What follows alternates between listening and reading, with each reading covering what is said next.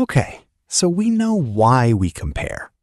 Now I want to talk about what it's actually doing to us, because most people only see the surface of it. They think comparison just makes them feel bad for a little while, but it goes so much deeper than that.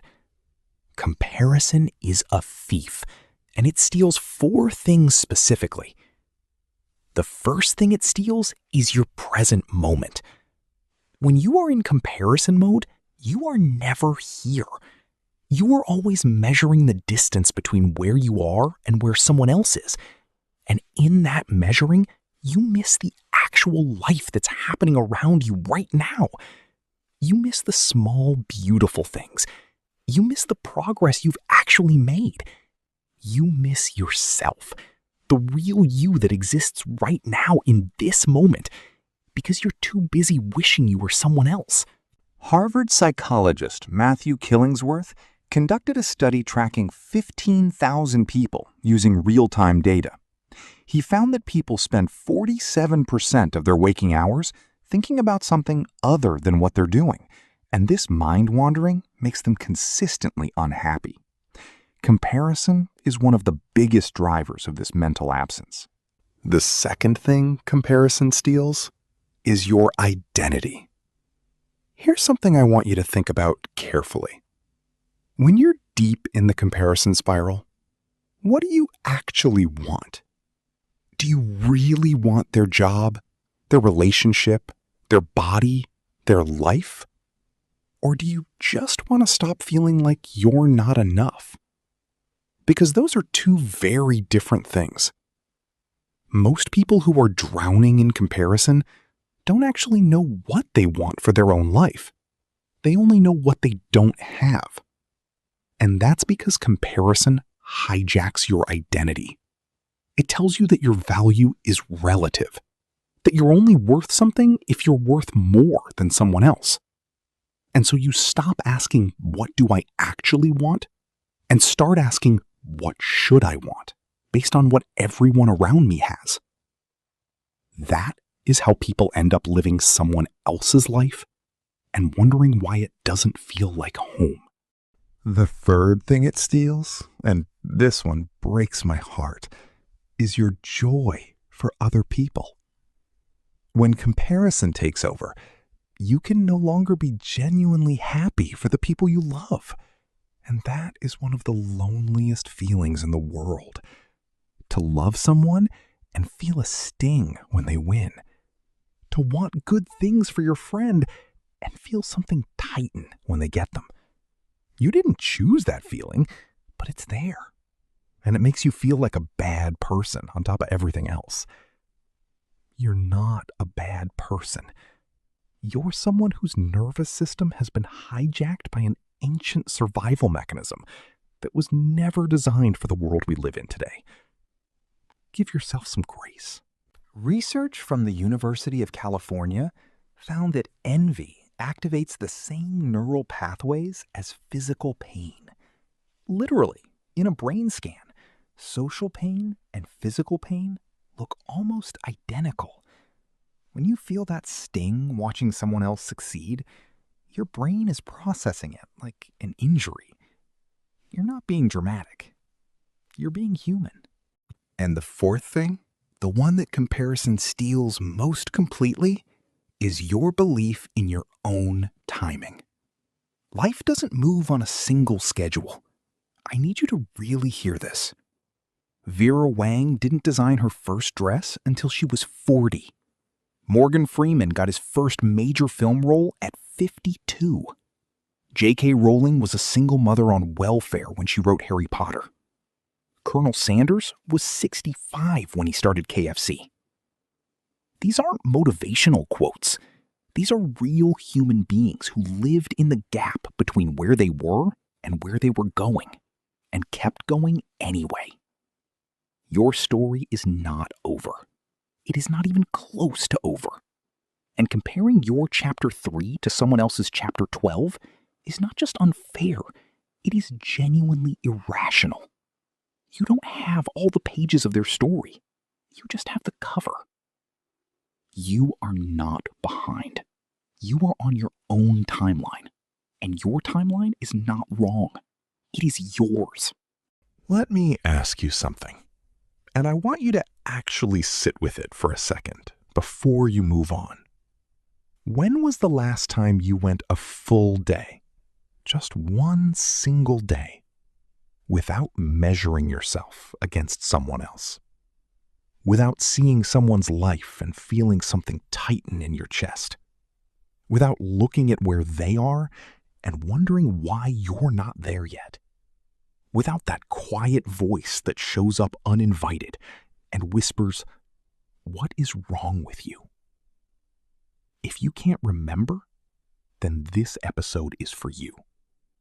And if that question just made something ache a little inside you, then this is especially for you. Stay with me. I promise, by the time we're done today, something in you is going to breathe easier. This is a space where we talk about the real things, not the polished, filtered, quote card version of life. The actual life. The one that happens at 2 a.m. when you can't sleep. The one that happens when you open your phone and feel worse about yourself than you did before. The one nobody posts about. Today, we're going deep on one of the most quietly painful habits that human beings carry, and most of us don't even realize how much it's costing us. Comparing ourselves to others. Not just the social media comparison, though we'll talk about that, but the deeper kind. The comparison that happens in family rooms and office hallways and inside our own heads at 3 in the morning. The comparison that makes you feel like you're losing a race you never agreed to run. We're going to go through this together. The science of why it happens. The truth of what it's actually doing to you. And most importantly, how to come back to yourself. For real. Not just for a day. I want to start by telling you something I've never said out loud quite like this. There was a period in my life, and some of you might recognize this feeling, where I couldn't celebrate anyone else's good news without immediately feeling bad about my own life. A friend would get promoted, and I'd say, "Congratulations," with my mouth, while something inside me quietly collapsed. Someone would announce their relationship, and I'd feel alone in a way I couldn't explain. Someone would post a photo, just a normal photo, and I'd spend the next hour picking myself apart. I thought something was wrong with me. I thought I was a bad person, jealous, small, ungrateful. But here's what I didn't know then, what I want you to know right now. Comparison is not a character flaw. It is a feature of the human brain, and it has been there since the beginning of our existence. In the 1950s, psychologist Leon Festinger developed social comparison theory, one of the most replicated findings in all of social psychology. He discovered that human beings have a fundamental, built-in drive to evaluate themselves by comparing to others. This isn't weakness. This was survival. For thousands of years, knowing where you stood in the group, who was stronger, who had more food, who had higher status, meant the difference between safety and danger. So here's the first truth I want to land in your chest today. You are not broken for comparing. You are human.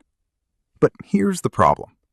The instinct that kept your ancestors alive is now being hijacked by an algorithm. Because social media didn't just give us more people to compare ourselves to, it gave us a curated, filtered, highlight reel version of every person on the planet, available in your pocket 24 hours a day. And your ancient brain? It doesn't know the difference between a real person standing in front of you and a carefully edited photo taken on the third attempt in perfect lighting after 2 hours of preparation. It just registers them good, me less. A 2018 study published in the Journal of Social and Clinical Psychology found a direct causal link between social media use and increased feelings of depression and loneliness. When participants limited their social media to 30 minutes per day, their well-being improved significantly in just 3 weeks. The comparison is literally making you sadder, and the science proves it. But I want to go even deeper than social media.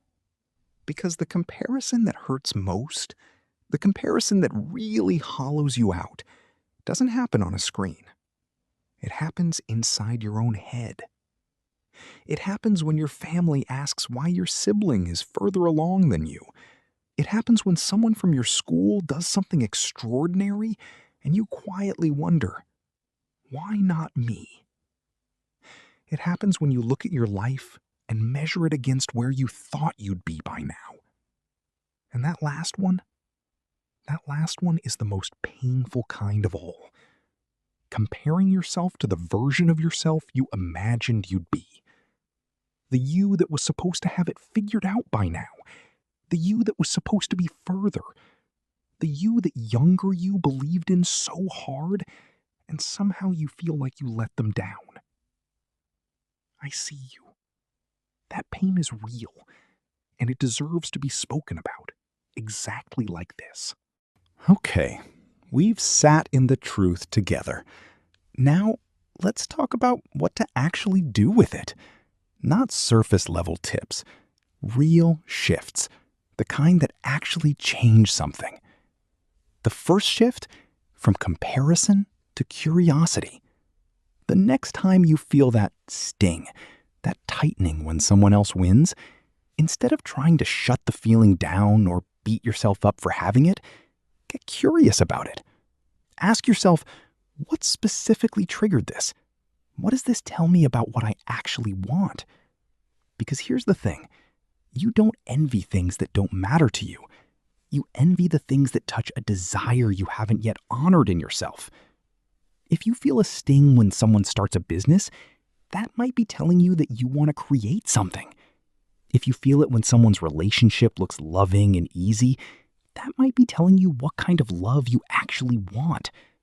If you feel it when someone seemed free and unbothered, that might be your soul telling you it's tired of performing for everyone else. Your envy is a compass, not a verdict. It points toward your unlived life. Psychologists call this benign envy, a form of envy that, when processed correctly, actually motivates positive change rather than self-destruction. Studies from Tilburg University showed that people who transformed envy into inspiration performed better on subsequent tasks than those who suppressed it or were consumed by it. The feeling isn't the problem. What you do with it is everything. The second shift, build a relationship with your own life. This sounds almost too simple, but it is the most important thing I will say today. Most of us are in a relationship with everyone else's life and a stranger to our own. We know what our favorite influencer ate for breakfast. We know our colleague's salary. We know our friend's relationship status and their travel plans and their fitness progress. And we know almost nothing about what we actually feel in our bodies at any given moment, what we actually value, what actually makes us feel alive. Start there. Start coming home to yourself. Keep a simple journal. Not a gratitude list, not forced positivity, just honest words. What was good today? What was hard? What felt like me? What felt like I was performing? Over time, you start to build an intimate relationship with the person you actually are, and that person becomes more interesting to you than anyone else's highlight reel. Research published in Psychological Science found that people who journaled about their experiences showed measurably lower activity in the amygdala, the brain's fear and stress center, when confronting difficult emotions. Writing literally calms the brain's alarm system. It brings you back to yourself on a neurological level. The third shift: change what you measure. We compare ourselves to others because that is the measurement system we were handed. But you can choose a different measurement system, one that actually serves you. Instead of asking, how do I compare to them? Ask, how do I compare to who I was last year? Am I kinder than I was? Am I clearer on what I want? Am I stronger in the ways that matter to me? Have I grown, even slowly, even painfully? Have I grown? That is the only comparison that will ever tell you something true about your life. The only worthy competition is the person you were yesterday. Everyone else is running a different race, on a different track, with different shoes, on a different day. The comparison was never valid to begin with. And the fourth shift, the most radical one: learn to be genuinely happy for people, not performatively, genuinely. This sounds hard. It is hard. But here's why it matters.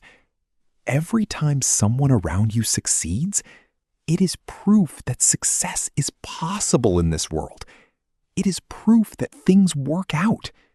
It is proof that life rewards effort and courage and persistence. And you are in this world too. What's possible for them is evidence of what's possible for people. And you are a person. When you cheer for others, you are secretly cheering for yourself. I want to close by just sitting with you for a moment. You've been carrying this for a long time, haven't you?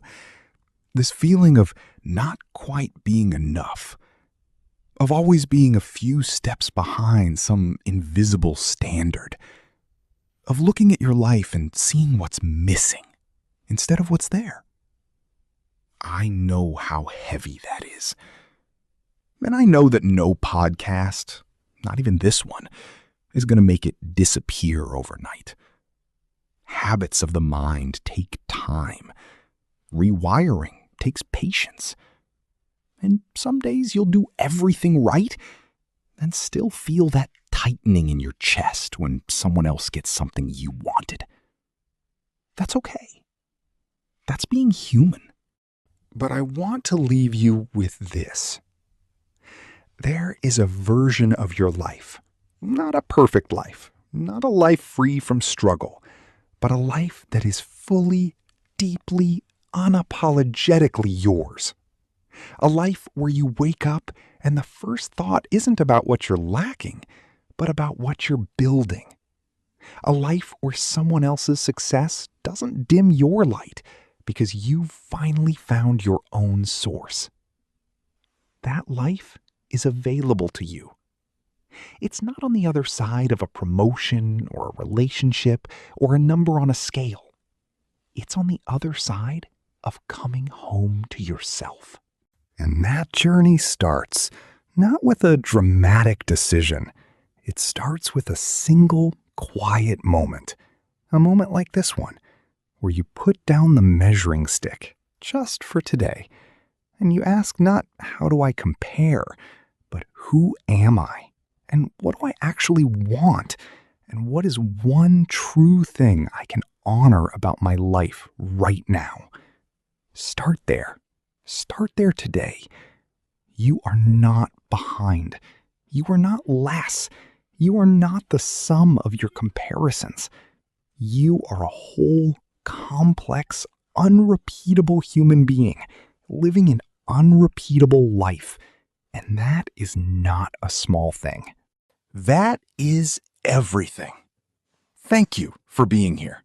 Thank you for trusting this space with your real thoughts and your real feelings. If this episode touched something in you, share it with someone who needs it. Leave a review. Come back next time. And until then, be gentle with yourself. You deserve that much.